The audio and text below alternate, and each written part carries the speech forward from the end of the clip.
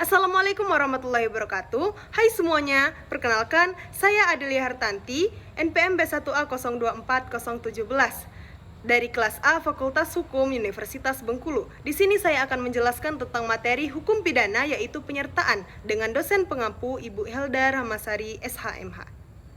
Nah, sebelum kita mulai, apa sih penyertaan itu?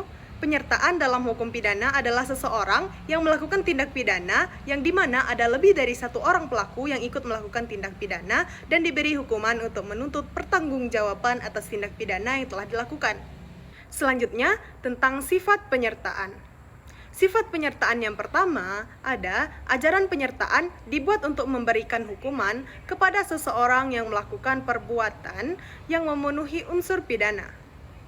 Yang kedua, sebagai dasar perluasan dapat dipidananya seseorang meskipun orang tersebut tidak memenuhi unsur dalam melakukan tindak pidana. Dan yang ketiga, apabila tidak adanya kontribusi dari mereka, maka peristiwa tindak pidana tidak akan terjadi atau tidak akan pernah ada. Selanjutnya adalah bentuk-bentuk penyertaan.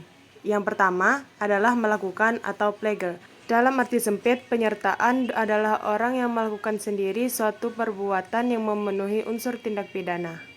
Dalam arti yang luas, mencakup diantaranya yang pertama, mereka yang melakukan tindak pidana atau plagiar. Dan yang kedua adalah mereka yang menyuruh melakukan tindak pidana atau don't plagiar. Yang ketiga ada mereka yang ikut serta dalam tindak pidana atau made plagiar. Dan yang keempat adalah mereka yang menggerakkan orang lain melakukan tindak pidana atau multi-locker. Bentuk-bentuk penyertaan yang kedua adalah menyuruh melakukan atau don't plagiar. Adalah orang yang melakukan perbuatan dengan perantaraan orang lain atau orang yang menjadi perantara hanya diumpamakan sebagai alat. Dalam don't plagiar terdapat dua pihak, yaitu yang pertama ada pelaku langsung yang disuruh atau orang yang disuruh melakukan pelaku yang memenuhi unsur-unsur tindak pidana. Nah, bentuk penyertaan yang ketiga ada turut serta atau made plagiar, yaitu orang yang dengan sengaja turut berbuat atau turut mengerjakan perbuatan yang dilanggar menurut undang-undang. Syaratnya, yang pertama, adanya kerjasama secara sadar untuk melakukan tindak pidana. Yang kedua, dilaksanakan atau pelaksanaan secara bersama-sama secara fisik melakukan tindak pidana meskipun tidak perlu semua pelaku memenuhi unsur tindak pidana.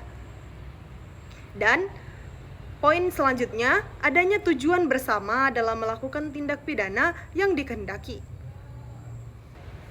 Nah, bentuk penyertaan yang selanjutnya yaitu yang keempat ada membujuk untuk melakukan atau multi-locker. Adalah orang yang membujuk orang lain untuk melakukan tindak pidana dengan menggunakan sarana yang telah ditentukan.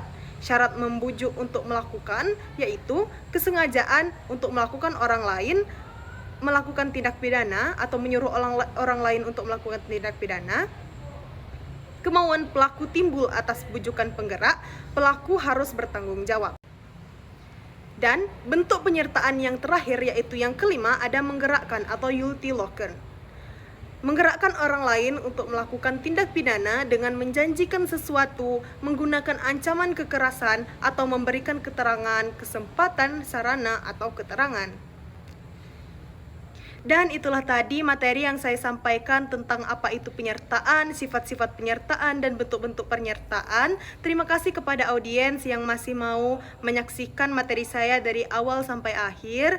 Dan saya mohon maaf apabila ada penjelasan tentang penyertaan itu ada yang salah atau keliru. Cukup sekian. Wassalamualaikum warahmatullahi wabarakatuh.